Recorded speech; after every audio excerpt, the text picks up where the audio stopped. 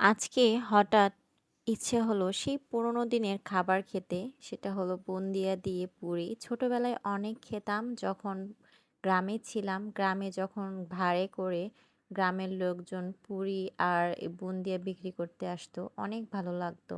তো hello everyone, কেমন আছেন সবাই? আশা করি অনেক ভালো আছেন। তো আজকে হঠাৎ খেতে ইচ্ছে হয়েছে পুরি দিয়ে বুন্দিয়া। আমার শ্বশুর গিয়েছিল তার শ্বশুরবাড়িতে। সেখানে থেকে বুন্দিয়া নিয়ে এসেছে ৫ কেজি। আমার শ্বশুর মিষ্টি খেতে অনেক পছন্দ করে। তার বরাবরই মিষ্টি খুবই পছন্দের। সে ভাত খাওয়ার পরে একটু হলেও রেগুলার মিষ্টি খাওয়া পছন্দ করে।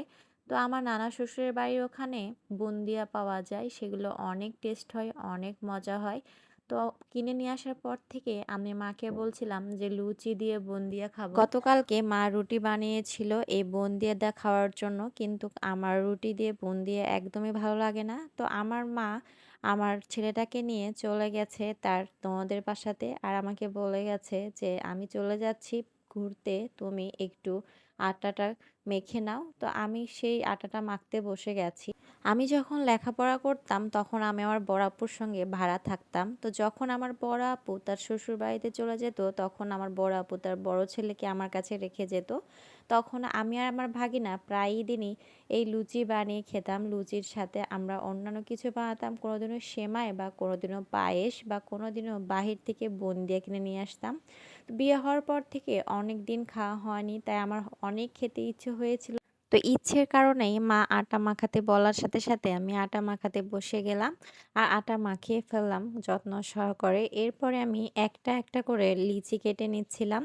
আমি এসব জিনিস তেমন একটা পারি না, আমি বরাবরই বলেছি, কেননা আমার এগুলোর অভ্যাসও খুবই কম।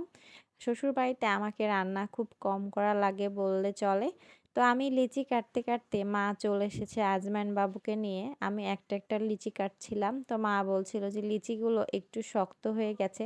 আমি কিন্তু রেস্টে রেখেছিলাম, তারপরেও শক্ত হয়ে গেছে, জানি না, হয়তো পানি কম হয়েছিল তাই। তারপরে মা আমাকে হেল্প করছিল লিচিগুলো যেন ফেটে না যায়, তা মাও রাউন্ড রাউন্ড করে দিচ্ছিল।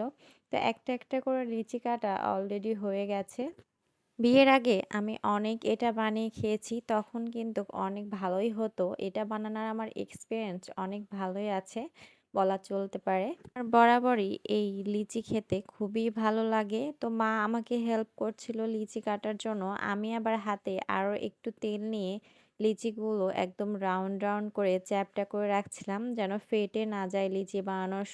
তারপরে আমি এই লিচিগুলো বানানো শুরু করে দিলাম আর মা চলে গেল এগুলো ভাজতে। এগুলো আসলে বানাতে বানাতে ভাজা অনেক দেরি হয়ে গেছে। তো এখন যদি না ভাজা হয় তো সবগুলো আটকে যেতে পারে।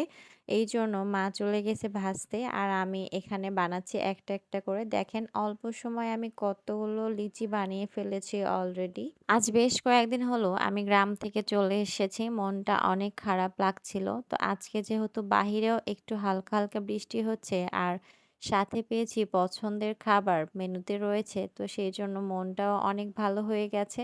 অনেকদিন বাবার বাড়িতে থেকে শ্বশুর বাড়িতে আসলে মনটা অনেক খারাপ হয়ে যায়। আপনাদের মনটা কি খারাপ হয় বলেন তো? যদি খারাপ হয় অবশ্যই কমেন্টস করে জানাবেন। আমার এইদিকে সবগুলো লিচি বানানো শেষ আর মা দেখছি ভাজা শুরু করে দিয়েছে, লাল লাল করে ভেজে নিচ্ছিল আর লিচিগুলো খুব সুন্দর হয়ে ফুলছিল।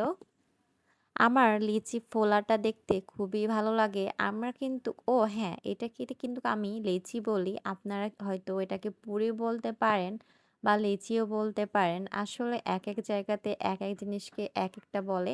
যেমন আমার শাশুড়ি এটাকে পুরি বলছিল।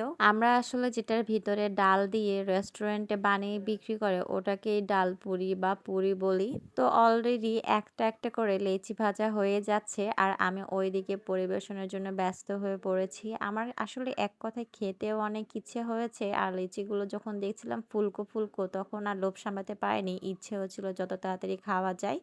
তো অলরেডি দেখেন এখানে অনেকগুলো লিচি বানানো হয়ে গেছে আর লিচিগুলো কত সুন্দর হয়ে ফুলেছে আর মুচমুচে হয়েছে।